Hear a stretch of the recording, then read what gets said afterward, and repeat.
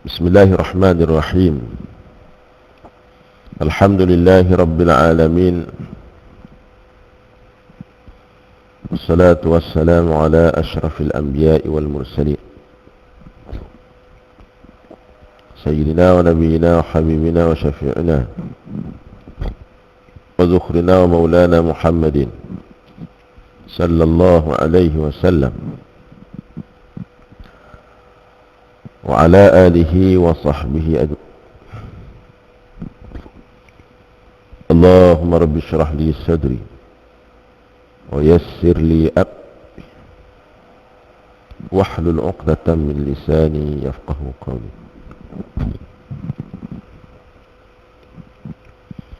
Allahumma iftah 'alaina hikmataka wanshur 'alaina min khazaini rahmatika ya arhamar rahimin. Amma ba'du, fa inna asdaqal hadithi kitabullah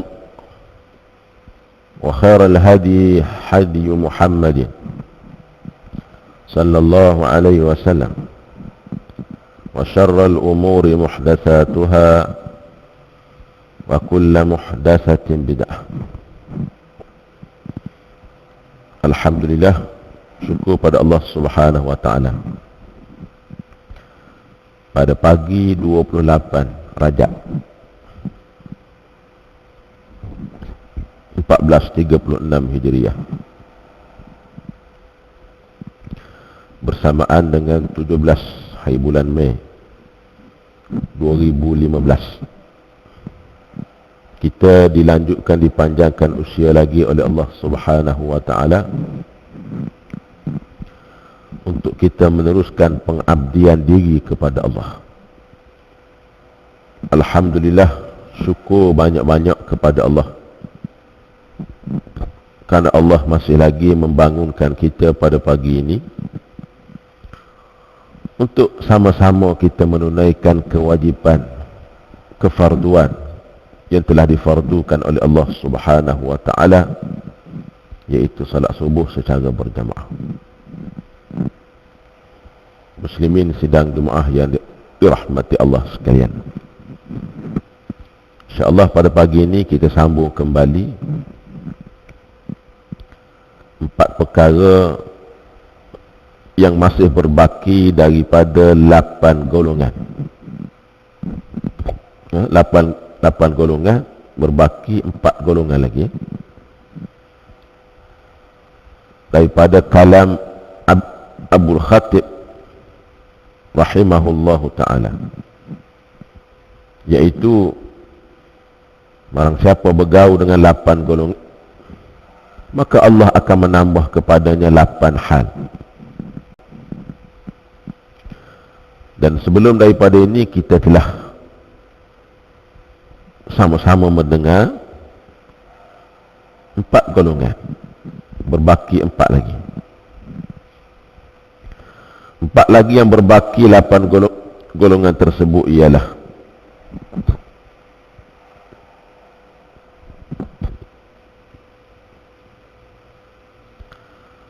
wa man jalasa ma'as sibyani izdada minal lahwi. Barang siapa bergaul dengan kanak-kanak, maka ia makin suka bermain-main. Bila mana kita bergaul dengan kanak-kanak, maka sifat kita juga terikut-ikut dengan kanak-kanak, walaupun usia kita sudah banyak.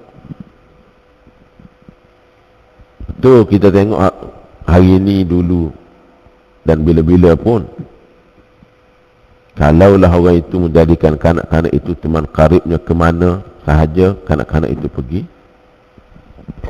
maka perangai dia memang macam budak, walaupun usia sudah lanjut. Dia ikut suka nak main apa, seumpama tidak ada tanggungjawab. Kanak-kanak ni biasalah, kerana dia tidak lagi mikir nak makan apa, nak apa, balik makanan sudah sedia, pakaian sudah selesai, segala benda dia fikir nak main. Tapi bila mana orang dewasa berkawan dengan kanak-kanak, maka dia fikir cara kanak-kanak juga, dia tak fikir benda lain. Ini ghalib. Adapun sekali-sekala kita bergurau senda dengan kanak-kanak, biasa. Nah, itu fitrah manusia. Dan Nabi SAW sendiri pun suka bergaul, bergurau senda dengan anak-anak, biasa. Bahkan setengah daripada sifat akhlak yang terpuji bagi Nabi SAW, bila mana sahaja Nabi balik daripada musafir, maka Nabi panggil sahabat, ada anak kecil bawa supaya Nabi dapat dokong, Nabi boleh peluk, Nabi boleh usap. Ini sifat Nabi, dan sifat ini patut ada pada kita selaku umat Nabi Muhammad SAW. Itu golongan yang kelima. Adapun golongan yang keenam,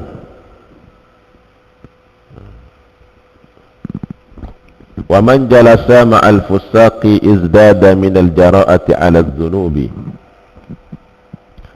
wa taswifi at-taubati.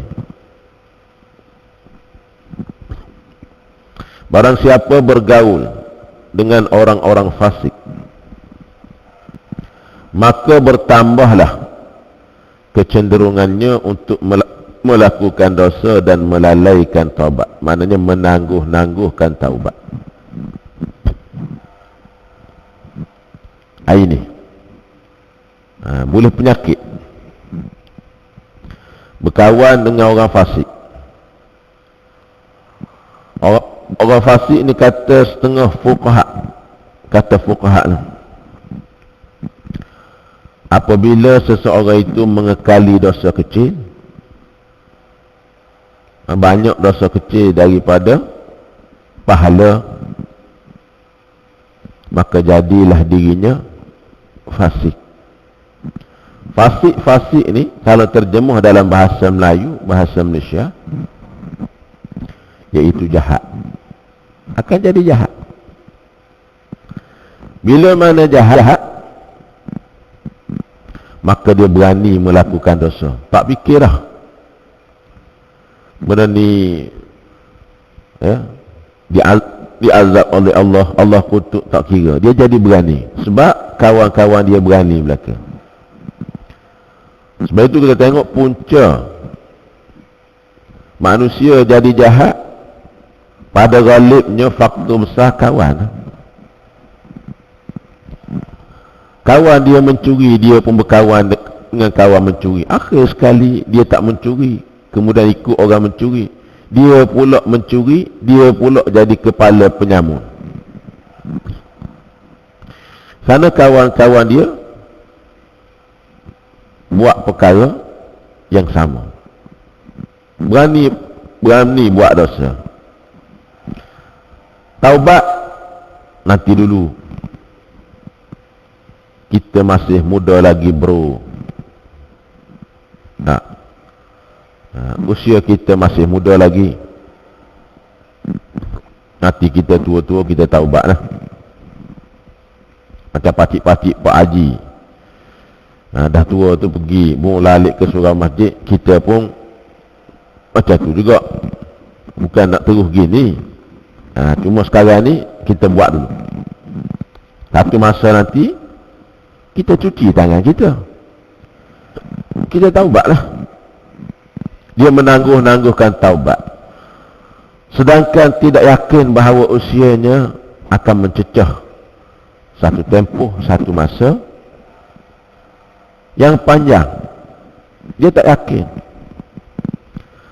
Entahkan sekejap lagi dia meninggal dunia, besok hari, minggu depan, belum tentu dia dilanjutkan usia oleh Allah. Tapi itulah kita. Kalau kita bergaul dengan orang yang fasik, maka kita juga akan menangguh-nangguhkan kembali kepada Allah. Taubat. Tak taubat, Hati itu terdetik nak taubat tapi tidak terus bertaubat. Itu dia. Inilah amat rugi kawan dengan orang yang tak baik ni. Jadi macam tu. Tengok anak-anak kita, ya, abang-abang kita, saudara-saudara kita, jahatnya punca berkawan dengan orang fasik.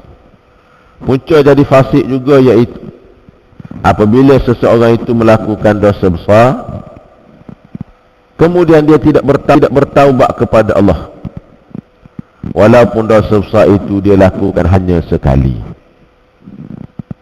Allah. Maka jadilah dia itu fasik. Itu dia. Dia minta jauh daripada Allah Subhanahu Wa Taala, daripada sifat fasik. Kalaulah kita pernah terlibat, ada sifat-sifat ini, simptom-simptom penyakit fasik pada diri kita, sepatutnya kita mari bertaubat kepada Allah Subhanahu Wa Taala supaya diampunkan segala dosa kita. Sebelum kita bertemu dengan Allah, orang yang bertemu dengan Allah dengan penuh pengharapan, permohonan, minta ampun oleh Allah, insya-Allah ada peluang untuk kita mencapai syurga Allah. Tapi kalau hidup buat dosa tetapi menangguh-nangguhkan taubat, membawa dosa, bertemu dengan Allah Subhanahu Wa Taala, kita bimbang dan khawatir bahawa Allah tidak mengampunkan dosa-dosa kita. Cuma pengharapan kita itu boleh jadi sudah berlaku di alam yang lain, alam akhirat. Sedangkan amal itu, penyesalan itu, taubat itu hanya diterima oleh Allah ketika mana hayat masih hidup lagi. Ketika mana hayat dikandung badan, ketika mana kita masih lagi bernafas. Kerana dunia ini dunia tempat untuk kita buat kerja, beramal-amal. Adapun akhirat tempat kita menerima balasan gaji yang kita buat, amal ibadah yang kita buat di atas muka bumi ini. Maka bertaubat di sana, walaupun air mata darah sekalipun Allah tidak terima. Kalau nak taubat, taubatlah sekarang. Sebab itu kalau ada kawan-kawan yang fasik, cubalah elak diri. Sambil itu kita beri nasihat, berhentilah kamu daripada buat benda ini, tak ada gunanya kita, sia-sianya kita. Kita nasihat, kewajipan kita nasihat. Dia nak dengar, tak nak dengar, nak terima, tak nak terima, itu bukan tanggungjawab kita. Itu bukan di bawah kekuasaan kita. Itu kita serah kepada Allah Subhanahu Wa Taala. Andai kata dia nak dapat hidayah, nak hidayah, insya-Allah Allah akan beri kepadanya hidayah. Andai kata dia menolak hidayah, dia memilih cara hidup sesat begitu, nescaya Allah menyesatkan dia. Tepulah, Allah tidak rugi sedikit pun dengan ada makhluk atau hamba-hamba Allah yang tidak beriman dan tidak pedulikan Allah. Dan Allah tidak akan bertambah hebat dengan makhluk-makhluk Allah ini melakukan ibadah, ketaatan, kepatuhan kepada Allah. Allah tidak bertambah hebat. Allah Maha Kaya. Kalau kamu nak amal ibadah pun, Allah tak jadi hebat. Kalau kamu nak kufur, tak beriman, tak nak dengar nasihat Allah pun, Allah tidak akan jadi lemah dengan sebab kamu tidak peduli kepada Allah Subhanahu Wa Taala. Ini yang keenam, diberitahu oleh Syekh Khatib sebagai panduan kaedah hidup kita. Itu dia. Yang ketujuh, wa man jalasa ma'as salihina izdada raghbatan fi ta'ati. Barang siapa bergaul dengan orang-orang yang saleh, maka bertambah rasa cintanya dalam taat kepada Allah. Ini. Sebaliknya, kalau kawan-kawan kita itu orang yang baik, orang-orang yang saleh, akan bertambah setiap hari kita suka kepada ibadah, suka kepada taat kepada Allah, karena kawan kita itu saleh. Saleh ni orang baik. Saleh iaitu mereka yang menunaikan hak-hak Allah dan menunaikan hak-hak anak Adam, maka ia dinamakan saleh. Adapun dia menunaikan hak-hak anak Adam, tidak pedulikan Allah, walaupun orang ramai mengatakan dia baik, dia tidak mencuri, dia tidak khianat, dia tak tipu orang, dia asyik bantu orang. Buat benda jahat dari sudut pandangan manusia, tidak. Hatta salat pun tidak juga. Maka orang ini dikatakan baik, tak baik sebenarnya. Adapun baik ialah mereka yang baik dengan makhluk-makhluk Allah, dan dia tidak lupa daripada menunaikan hak-hak Allah. Barulah orang tersebut dinamakan saleh. Ataupun sebaliknya, dia belajar, dia mengaji, berulang-alik ke surau, ke masjid, tempat-tempat yang baik, dari sudut hak Allah, dia laksanakan dengan baik. Tapi dengan makhluk Allah, dia tidak bergaul dan bermuamalah dengan baik, juga tidak dinamakan saleh. Orang saleh, hak Allah pun dia tunai, hak makhluk pun dia tunai, serentak dua-dua sekali, maka namanya saleh. Kalau boleh, kita usaha satu tingkat lagi supaya kita menjadi orang yang saleh dan muslih. Bukan setakat diri dia baik, tapi dia usaha untuk orang lain juga jadi baik, maka orang namanya muslih. Orang yang menyebarkan kebaikan, orang yang mengajakkan melakukan kebaikan.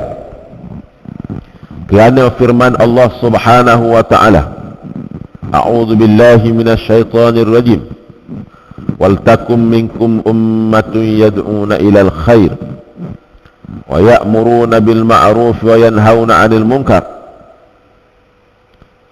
Hendaklah ada di kalangan kamu satu golongan, satu puak, kerja dia ajak orang buat benda baik, kempen orang buat benda baik, tak berhenti-henti. Jumpa sahaja hamba Allah, maka dia memberi cadangan, dia memberi nasihat, dia mengajak kepada benda baik. Orang ni benda baik ni, tak ada orang tak tahu, orang tahu belaka. Tapi biasanya dia berat nak buat, kecuali orang ajak. Dia pun rasa ada orang buat, ada orang ajak, baru dia ada sedikit semangat untuk buat. Semua orang tahu benda baik, bantu orang, tolong orang, mari masjid, mari surau, bagus. Tapi kalau tak ajak, tak jadi. Ada juga. Kerja yang kedua dalam ayat ini, iaitu benda yang baik itu mesti disuruh. Walaupun kita tahu benda itu baik, tadi ajak, tak cukup ajak, kena suruh. Sebab itu Allah pagi-pagi lagi mengajak manusia, menyuruh manusia kembali kepada Allah dengan kepatuhan. Suruh. Ma'ruf ni benda semua orang tahu baik, kena suruh pula. Macam kita dengan anak kita, dengan adik kita, semayang, semua orang tahu bahawa bagus, tapi kalau tak suruh, tak semayang. Bukan makna dia tak tahu bahawa semayang itu baik, tahu. Orang tua begitu juga, hidup tak salat, tak ajak, tak suruh, hak jenis liat juga. Itu. Biarlah kita menjadi muslih, orang yang buat baik, mengajak orang supaya jadi baik. Ini jangan lemah semangat, kita cuba buat. Orang nak terima, seumpama tadilah, alhamdulillah dia terima. Kalau dia tak terima, kita alhamdulillah, tanggungjawab kita telah selesai. Kita dengan Allah, kita dengan Rasulullah selesai. Karena bidang tugas kita telah buat. Ajak orang kepada kebaikan muslih. Dan kerja yang ketiga dalam ayat itu bahawa Allah suruh kita mencegah benda-benda mungkar. Mencegah manusia daripada melakukan benda mungkar. Ya'muruna bil ma'ruf wa yanhauna 'anil munkar. Inilah ciri-ciri sifat orang yang muslih, salih, lagi pula muslih, baik, lagi pula suruh orang itu jadi baik. Ini kesan daripada kita berkawan dengan teman-teman rapat kita, kawan rapat kita, orang-orang yang salih. Nah, kalau orang yang salih, dia tengok kita tak semayang, dia nasihat, mari semayang, ajak. Tapi kalau orang fasik tadi, kalau kita berkawan dengan dia, masuk waktu solat, habis waktu solat, dia tak peduli. Bahkan kalau kita ajak dia pun, dia buat tak tahu je. Tapi kalau kawan kita orang soleh, kalau kita terlupa, terlalai, terlewat, dia ajak kita, mari semayang sekali. Kita pun tersentak, Allah tak semayang lagi aku pun. Maka kita pun sama-sama menunaikan kewajipan itu bersama-sama. Yang kawan kita tadi, ini orang soleh. Jadi tak soleh, apa lain kali. Ada lagi, tak apa sekali ya. Esok ada lagi, lusa ada lagi. Allah, mari ikut aku sekali. Kita pun tinggal ikut dia. Ini orang yang tak baik. Orang baik dia ajak kita, ya, beri rangsangan, beri motivasi, bagi semangat, dorongan supaya kita lebih baik. Inilah untungnya kita berkawan dengan orang baik, orang soleh. Ini golongan yang ke-6. Golongan yang ke-7. Golongan yang terakhir, iaitu daripada 8 golongan yang disebut oleh Abu Khatib rahimahullahu ta'ala. Muslimin sedang jemaah yang dirahmati Allah. Yang ke-8, wa man jalasa ma'al ulama'i izdada minal ilmi wal amali. Kata Syekh Abu Khatib, barang siapa bergaul dengan ulama, maka bertambah ilmu dan amalnya. Siapa yang berkawan dengan ulama, maka ilmunya akan bertambah, amalnya juga akan bertambah. Ulama iaitu orang berilmu. Dan ulama ini Allah sendiri telah mendefinisi, memberi ta'rif, memberi pengenalan di dalam Al-Quran. Innama yakhshallaha min ibadihi al-ulama. Sungguhnya bermula mereka yang takut akan Allah Subhanahu wa ta'ala itu ialah para ulama.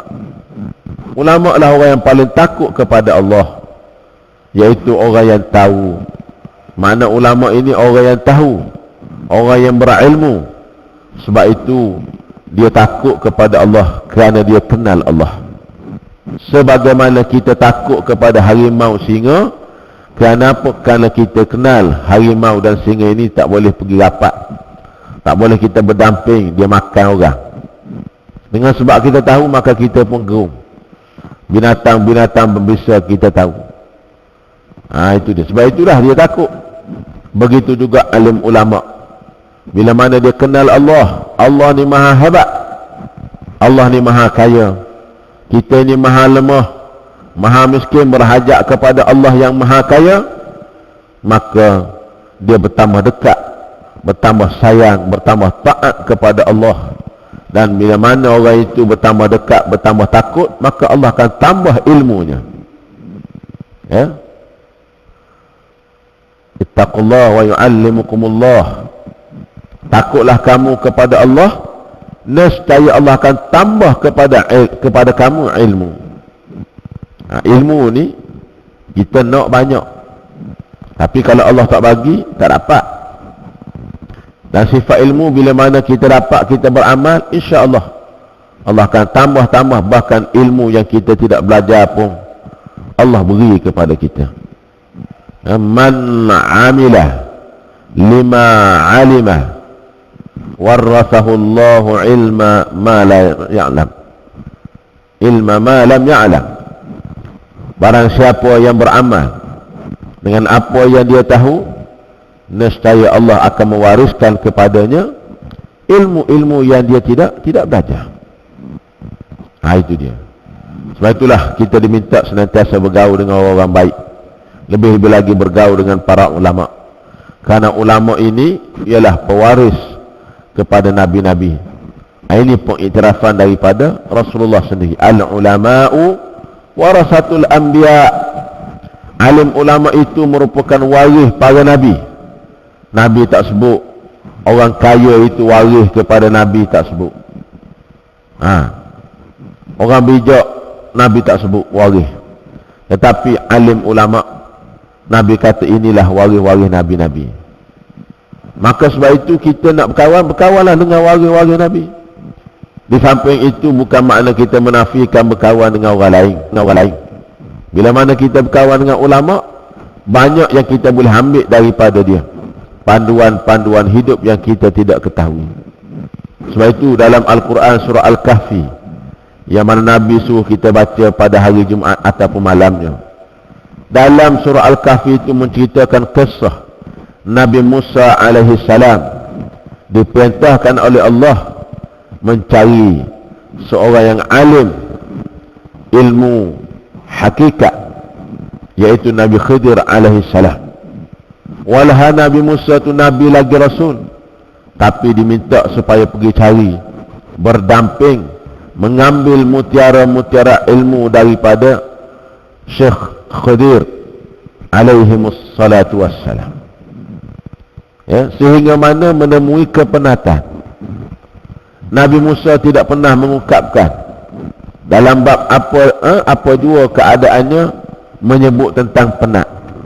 Tapi bila mana bersungguh-sungguh untuk mencari ilmu, untuk berdamping dengan ulama, orang yang diberi ilmu oleh Allah, maka dia kata penat. Biasalah.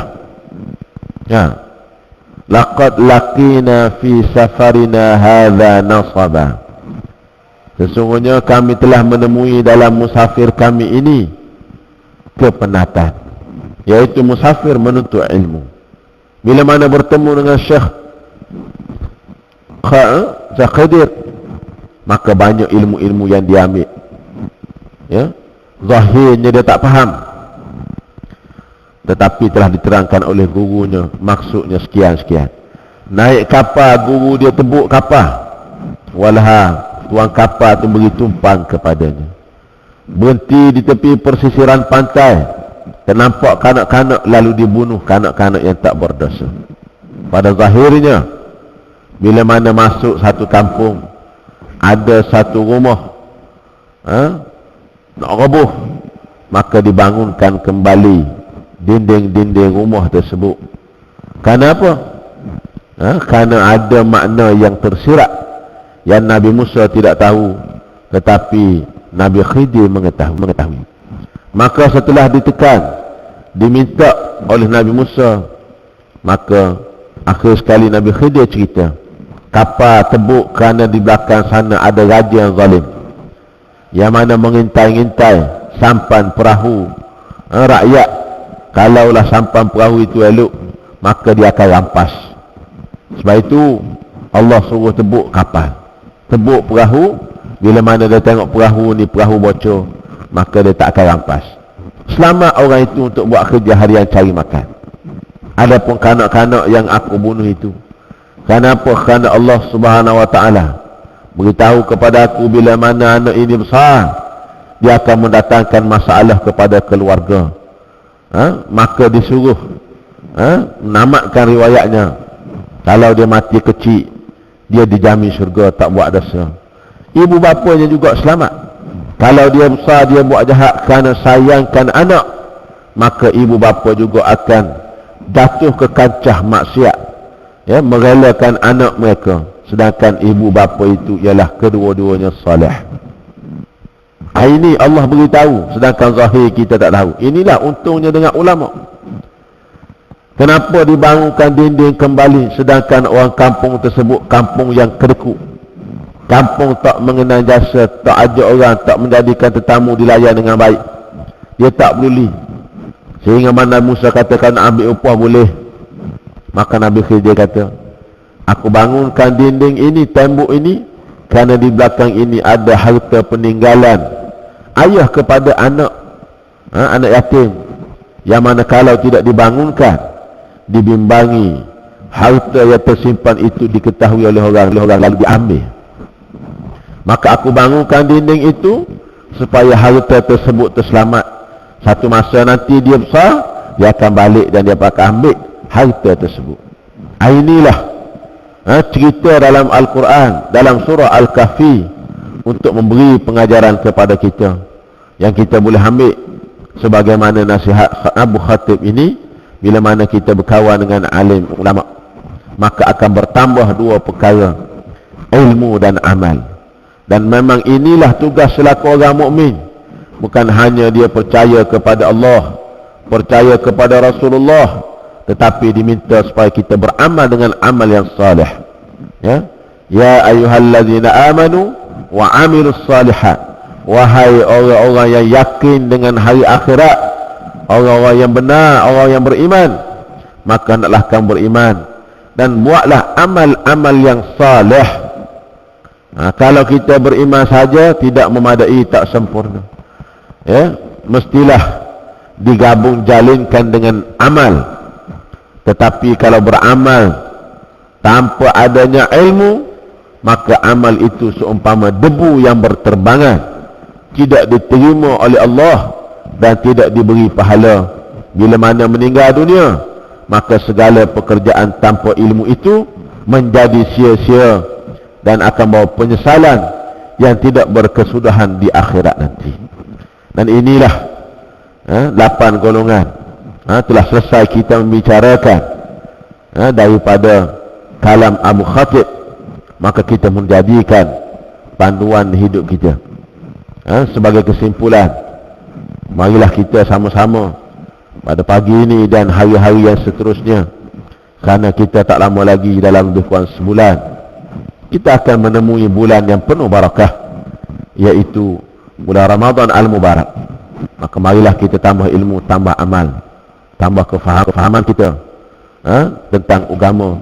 Kemudian kita beramal, di masa yang sama kita sebar-sebarkan, kita iklankan, kita kempen supaya seluruh masyarakat umat Islam khususnya kembali kepada Allah, kembali kepada mengamalkan ilmu-ilmu yang telah ditinggalkan oleh Nabi sallallahu alaihi wasallam. Saya rasa sekali itu saja sebagai tazkirah pagi kita, subuh kita pada pagi ini.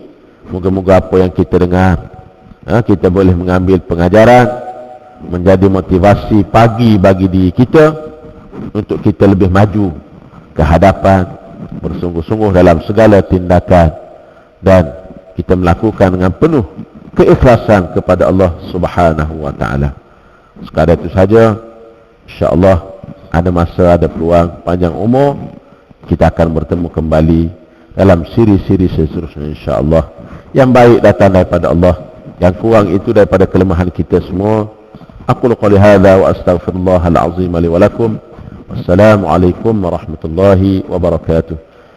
Bismillahirrahmanirrahim. Alhamdulillah rabbil alamin, wassalatu wassalamu ala asyrafil anbiya'i wal mursalin wa ala alihi ajma'in. Allahumma arzuqna ilman nafi'a wa qalban khashi'a wa yaqinan sadiqa wa amalan salihan taqabbala wa rizqan wasi'an tayyiban mubarakan fihi. Allahumma ati nufusana taqwaha wa zakkiha anta khairu man zakkaha anta waliyuha wa maulaha. Allahumma barik lana fi Rajabin wa Sya'bana wa ballighna Ramadan. Wa sallallahu ala sayyidina Muhammad wa ala alihi wa sahbihi ajma'in walhamdulillahi rabbil alamin. Qabbalallahu minkum. Subhan